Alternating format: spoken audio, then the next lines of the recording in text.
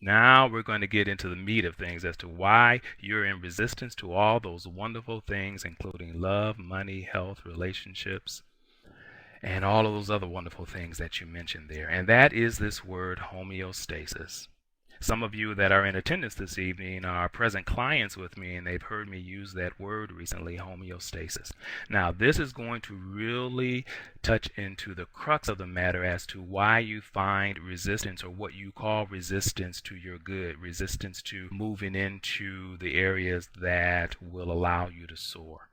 This word homeostasis. And if you look at the top portion there that I've just highlighted there, homeostasis, the ability or tendency of an organism or cell to maintain equilibrium by adjusting its physiological process. The ability or a tendency of an organism to maintain its equilibrium by adjusting its physiological process. And so what that means is that there is a homeostasis about your being. However, because there is you, the one who has volition, to the left, and then there's you, the mini-me, to the right, that is the means and the instrument. Keep that in mind. That's the context. So, now, the you that has volition, the authentic you, that has an authentic homeostasis. That's why you know when things are amiss. That's why you know when things aren't as desirable or as beneficial as they could be. That's how you know that, because there is a point of reference in you that is authentic, and it is your authentic homeostasis. It is that authentic organism, if you will, of the mind and the body that knows what is authentic for it. And then the resistance comes in. Then there is relative homeostasis. Relative homeostasis. As I said, you, the one that has volition, has authentic homeostasis as its point of reference. And the mini-me you, the mind and the body, has what it has as its relative homeostasis. Now, the relative homeostasis happens to be everything that you've absorbed from your conditioning. Everything that you've absorbed from your conditioning. One of the analogies that I frequently find myself using when I'm in sessions with clients is that when I was a youngster, let's say 8 or 9 years old, 7 or 8 years old, I would need to make sure all the chores were done before I received my allowance.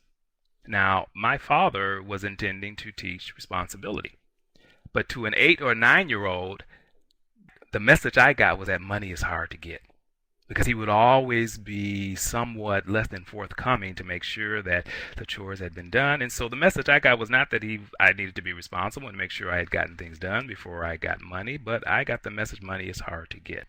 And so that's what I meant by relative homeostasis. And so for all of you that have shared the things that you find yourself resistant to, and you're wondering, why don't these things happen if this is what I desire?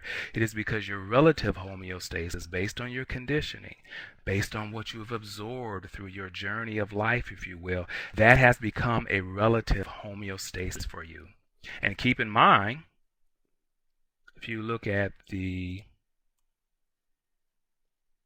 top portion there again, if you have that relative homeostasis, when you're trying to make changes, the organism, your mind and your brain, it's saying, no, that's not what our normal is, if you will. That's not what our homeostasis is. And so it's always trying to pull you back into what the conditioned state of normalcy is. Not the authentic state of normalcy, but the conditioned, the relative. Again, the authentic homeostasis versus the relative homeostasis.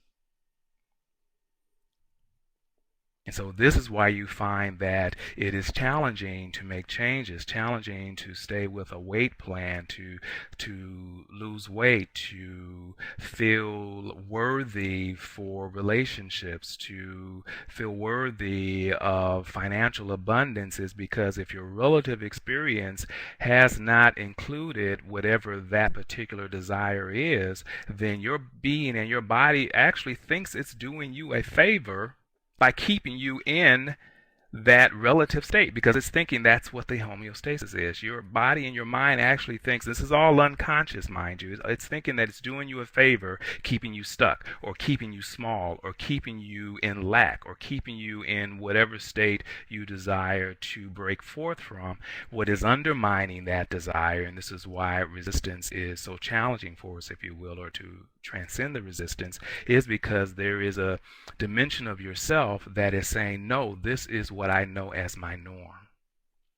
And so because you have a body and you're not a body, now you can begin to change what that relative homeostasis is. And in fact, this is what my work as a hypnotherapist is about. It is about mainlining, if you will, directly to your subconscious mind to change the homeostasis so that your subconscious is fully on board with your conscious intention.